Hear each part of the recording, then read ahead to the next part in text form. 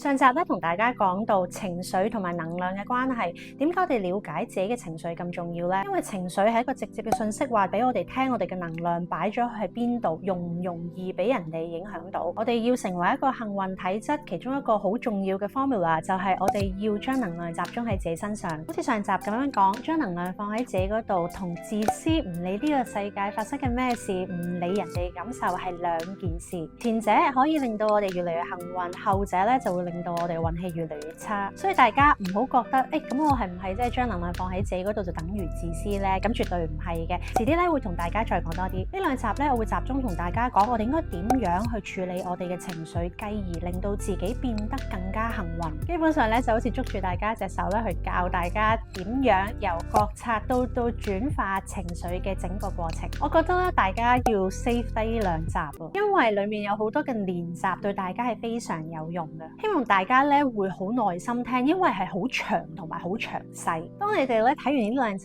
然之後反覆咁樣去練習咧，你哋可以有好多嘢咧係喺屋企做嘅，未必需要咧真係上嚟診所嗰度揾我。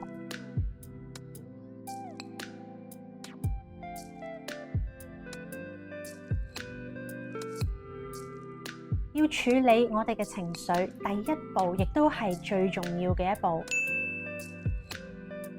我哋要知道，我哋需要為自己嘅情緒負起完全嘅責任。我明白到咧呢句說話咧，可能會令到好多人唔舒服噶，因為你可能會諗，喂，明明係佢鬧我先，佢唔啱啊，我先嬲啊嘛，係佢俾唔夠安全感我，所以我覺得好不安啊。又或者係老闆吹毛求疵，要求太高，所以我先有咁多壓力。喺表面睇嚟咧係好合理嘅，但喺能量上面睇咧就有好大個誤區。其實情緒嘅真相就係外界只係個觸發器或者催化劑，但係唔係根源。你試想像下，當你瞓覺嘅時候，咁你嘅手機收到一條 message， 然之後佢響啦，咁你會唔會怪嗰一條 message 令到你嘅手機響啊？你唔會㗎，因為你本身就知道個手機係有一個接收機制，有 message 嚟嘅時候佢會響嘅。同樣地，當外界有一啲人有一啲嘅言行令到你產生咗情緒，其實嗰句説話或者嗰件事係個觸發器嚟嘅啫，真正令到你響嘅係你自己內在本身已經有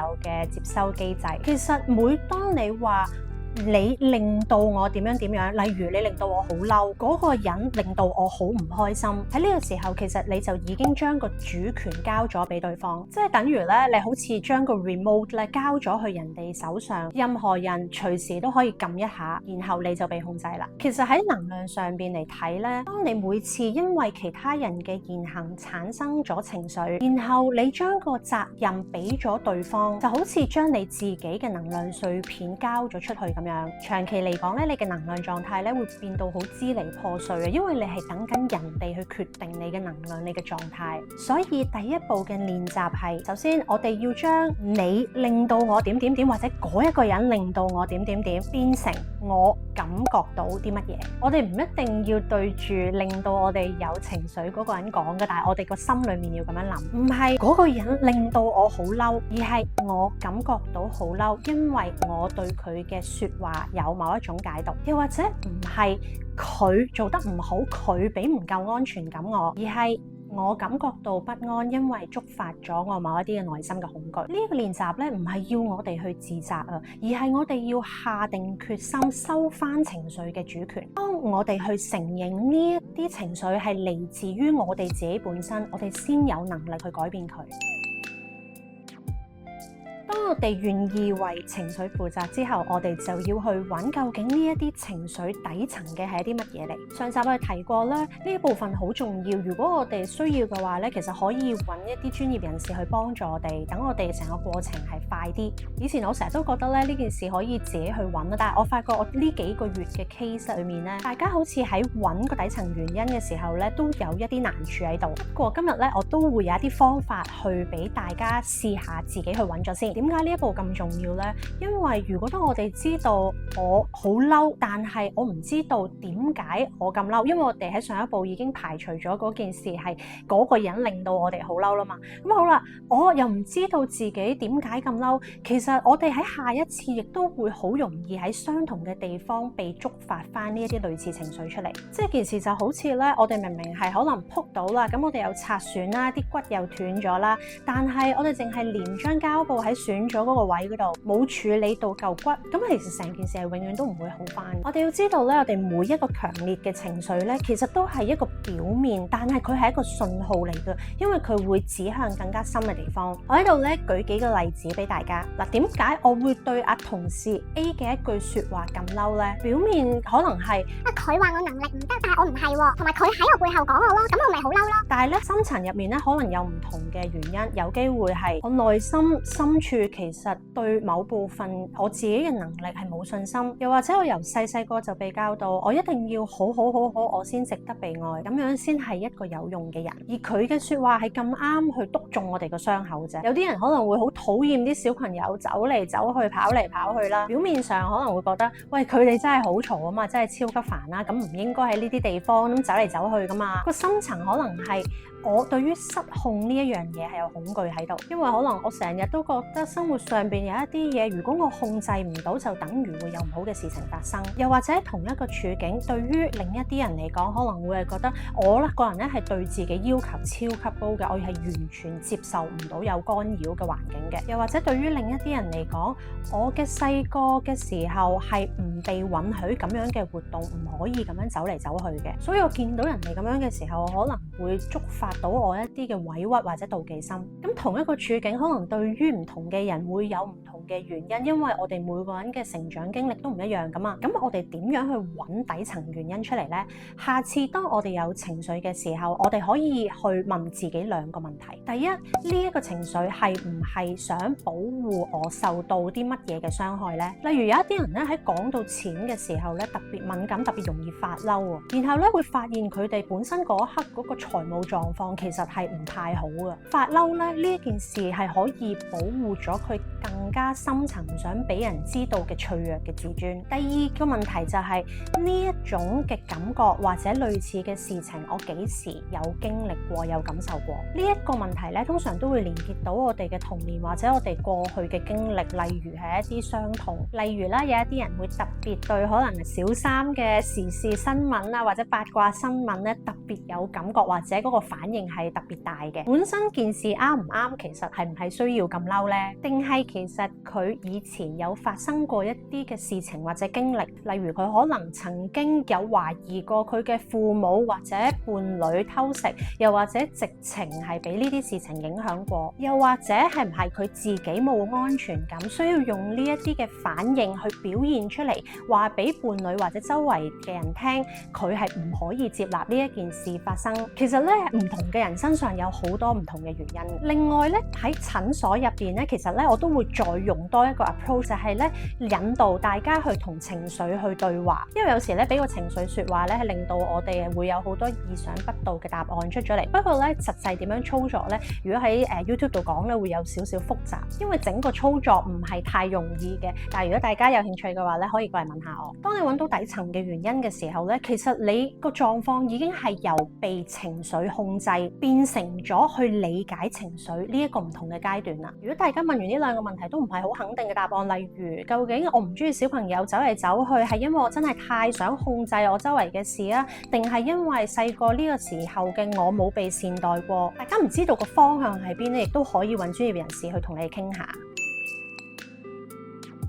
第三個步驟，我哋要暫停同埋觀察，喺刺激同埋反應中間製造一個空間。一般人咧有情緒嘅模式咧，就係個刺激嚟咗，然後我哋有反應，中間咧係冇任何嘅空隙喺度嘅。但係如果我哋要唔俾呢一樣影響到，我哋就要喺中間製造一個空間出嚟，即係個刺激嚟到之後，我哋要暫停同埋觀察，然後先作出反應。咁我哋究竟要點樣去製造空間呢？個具體嘅操作方法咧，其實係一啲正念嘅練習。好多人咧其實都聽過正念呢個字，但係亦都好多人咧係誤解咗佢嘅意思。好多人以為正念就係 positive thinking， 即係正面嘅思想，亦都有啲人咧係誤會咗係個腦袋去放空啊，咩都唔諗，又或者覺得係逼自己去平靜，其實全部都唔係。簡單嚟講，正念就係有意識唔帶批判，專注喺當下呢一刻嘅經驗同埋感受，即係話將你嘅集中力同埋注意力完完全全放晒喺而家呢一刻，成個狀態咧係同你自動導航嗰個狀態啱啱相反，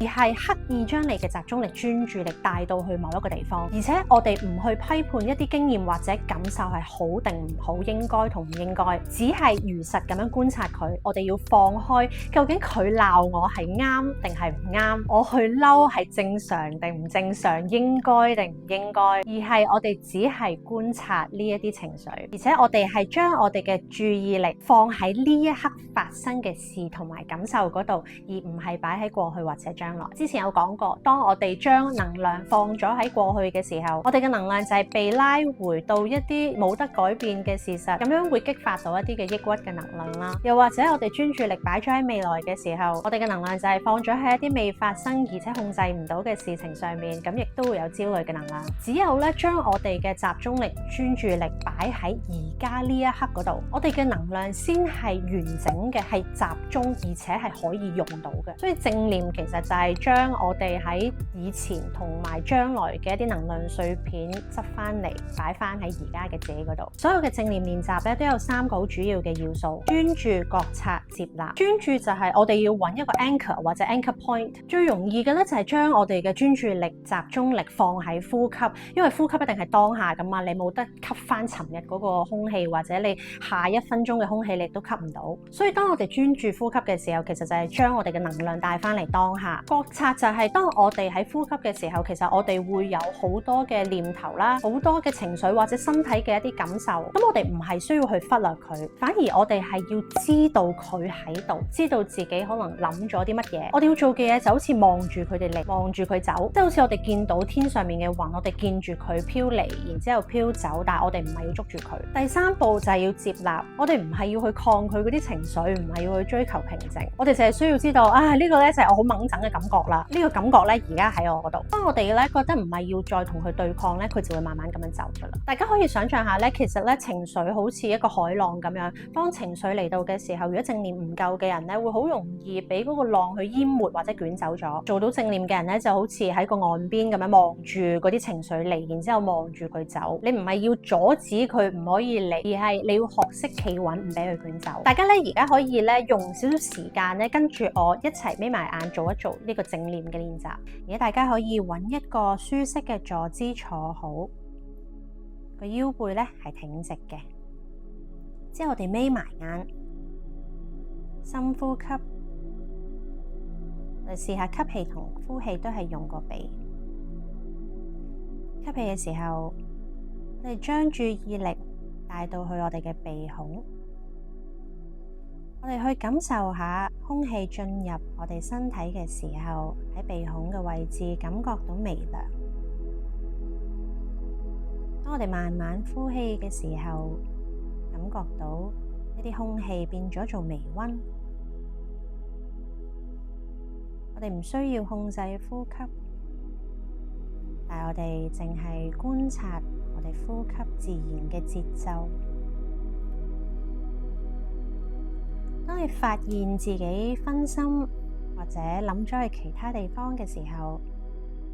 其實係好正常。我哋只需要好溫和咁樣將注意力帶返去呼吸，繼續專注呼吸。我哋重複呢個練習30秒，淨係好好咁樣感受下呼吸。其實咧啱啱做嘅練習咧就係一個簡單嘅正念練習。雖然咧聽落去好似好簡單，但係佢嘅效果係非常強嘅。當你每一日咧練習幾分鐘之後咧，過咗段時間，你好容易會發覺，當你有情緒嚟到嘅時候，其實喺啲情緒湧上嚟嗰一個瞬間，你多咗一個選擇，你唔係淨係俾情緒牽住你走，而係你真係可以企喺岸邊等佢流過。正念嘅練習有好多我自己嘅親身經歷，同埋好多嘅 client 咧，當去練習咗正念，甚至有時有啲只係練習咗正念呼吸咋，佢哋自己嗰個情緒同埋運氣真係好咗好多。之後嘅一集咧會再同大家咧詳細講正念嘅練習方法。但我哋講翻頭先啱啱嗰個公式，即係喺刺激同埋反應中間加咗暫停同埋觀察。喺呢個暫停同觀察嘅過程，我哋除咗可以加入頭先嘅正念練習之外啦，我哋咧亦都可以為自己設定一個3分鐘法則。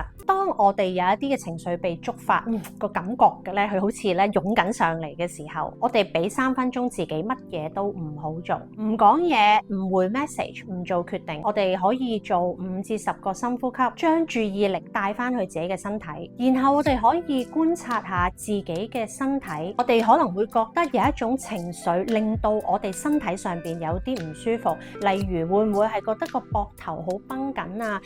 個肚會唔舒服啊？或者個心口好似壓住咁樣。然後我哋去同自己講，呢啲咧就係我嬲嘅情緒，或者呢啲係我唔開心嘅情緒，而家佢通過緊我嘅身體。呢一個3分鐘法則咧，唔係要我哋去消滅情緒啊，而係我哋要成為情緒嘅觀察者。當我哋可以觀察到一樣嘢，其實我哋已經同佢分開咗噶啦。我哋會分開翻我哋自己唔等於嗰一個情緒，而你變做咗嗰一個我望住情緒流過嘅意識。其實咧喺能量上面嚟睇咧，呢一個暫停嘅空間咧，亦都係我哋能量嘅防護罩嚟㗎。當我哋唔再即刻有反應，即係我哋唔會即刻將一啲能量拋出去攻擊人哋，但係我哋同時亦都唔為其他人嘅言行而內耗，我哋只係靜靜地咁樣望住嗰啲情緒嚟，望住佢走。今集同大家講咗3個步驟啦，下集咧會再同大家講，當我哋有一啲情緒或者一啲唔好嘅能量喺身體嗰度咧，我哋要點樣去釋放出嚟，而且亦都會教大家點樣將一啲好嘅能量注入翻自己身體裏面。今集講住咁多先，走之前記住 CLSS， 下集再見。